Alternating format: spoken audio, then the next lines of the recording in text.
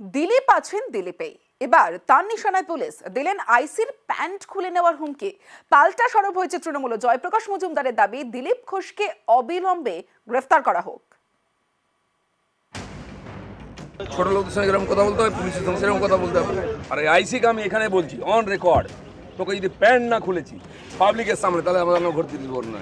ভোটের বাজারে ফের দিলীপ ঘোষের হুঙ্কার। এবার তার নিশানায় পুলিশ। অভিযোগ, অনুমতি আছে কিনা এই প্রশ্ন তুলে বিজেপির প্রচারে বাধা দিচ্ছে পুলিশ। এ নিয়েই বৃহস্পতিবার সুর চড়ান বর্ধমান দুর্গাপুরের পদ্মপ্রার্থী। কি করে দেবো? প্রচার করছেন কেন? পুলিশের পারমিশন নেই, কালকে বলছে কে বলছে?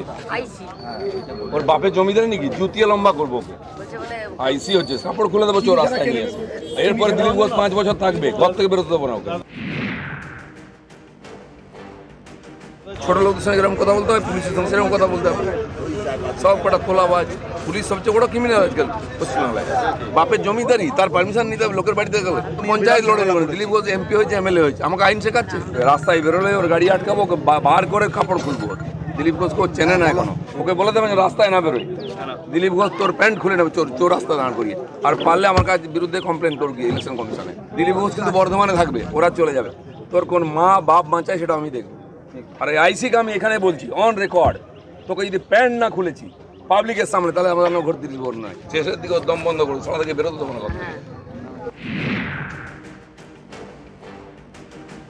ঘোষ প্রথম দিন থেকেই অকথা কুকথা বলে আসছেন। নির্বাচন লড়ার জন্য সংগঠন নেই, যে কথা আজকে বলেছেন সেই কথার জন্য তাকে ইমিডিয়েটলি গ্রেফতার করে জেলে ভরা উচিত। কারণ কারুর অধিকার নেই ভারতবর্ষের আইন শৃঙ্খলা যারা দেখে তাদেরকে এইভাবে অপভাষা প্রয়োগ করে তাদেরকে আক্রমণ করা। সুতরাং দিলীপবাবু গ্রেফতারযোগ্য অপরাধ করেছেন। এনার এগেনস্টে যদি ডিফামেশনের কেসও করে তাহলে এবারে লাইব্রেরিটা ভরে যাবে।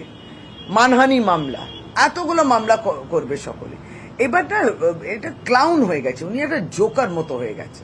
একটা ইংলিশে এই কোটেশনটা রয়েছে যে একটি ক্লাউন যদি প্যালেসে ঢোকে তাহলে সেই ক্লাউনটা কিন্তু রাজা হয়ে যায় না, সেই প্যালেসটা, সেই মহলটা হয়ে যায় সার্কাস।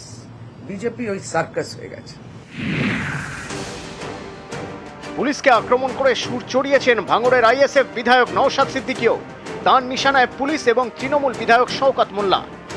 আমাদের ছেলেদেরকে ডিস্টার্ব করছে যে পুলিশ প্রশাসনের লোকেরা। আমি সম্মান জানিয়ে বলছি, আর বেশি দিন বাকি নাই শওকত মোল্লার বাইরের ভাত খাওয়া। জেলের ভাত খুব তাড়াতাড়ি খাচ্ছে। চাটুকারিতা বন্ধ করুন, এই চাটুকারিতাটা বন্ধ করুন। আমি অনুরোধ করছি, আপনাদের কাছ থেকে অনেক আশা করেছিলাম। যখন চারিদিকে বলছিল ক্যালকাটা পুলিশ হবে, ক্যালকাটা পুলিশ হবে, আমি বলেছিলাম অবশ্যই হওয়া দরকার। কিন্তু এই ক্যালকাটা পুলিশ দেখছি লোকের বাড়ি গিয়ে তোলা তুলছে, এটা তো ক্যালকাটা পুলিশের পরিচয় নয়। ও শওকত মোল্লার সাথে এত গা ঘেঁষাঘেঁষি করছে, বেড়া তোলাবাজ হয়ে যাচ্ছে। আমাদের এই নওশাদ সিদ্দিকীর মতো লোকেরা গত 3 বছরে কোনো কাজ করতে পারেনি, আগামী দিনে কোনো কাজ করতে পারবে না। বরং তার বিনিময়ে ভাঙড়ে অশান্তি তৈরি করেছে এবং ওখানে যে 7-7টা খুন, সেই খুনের নায়ক হচ্ছে নওশাদ সিদ্দিকী। কলকাতা পুলিশ সম্পর্কে ওর কোনো অভিজ্ঞতা নেই। কলকাতা পুলিশ আসার পরে আর কিছু করুক আর না করুক, ভাঙড়ে সে কি তৃণমূল, কি আইএসএফ, কি সিপিএম, কি বিজেপি, কংগ্রেস, অন্তত সমাজ বিরোধীদের শক্ত হাতে দমন করেছে। আর সেই কলকাতা পুলিশকে ও তালিবানিত করতে চাইছে। এটা ওর আসলে অসুস্থতা। মানে একটু ভালো মাথা ডাক্তার দেখিয়ে নেওয়া ভালো বলে আমার অন্তত মনে হয়েছে। আমার একজন কলিগ হিসেবে এই পরামর্শ ওকে দিচ্ছি। নিউজ 18 বাংলা।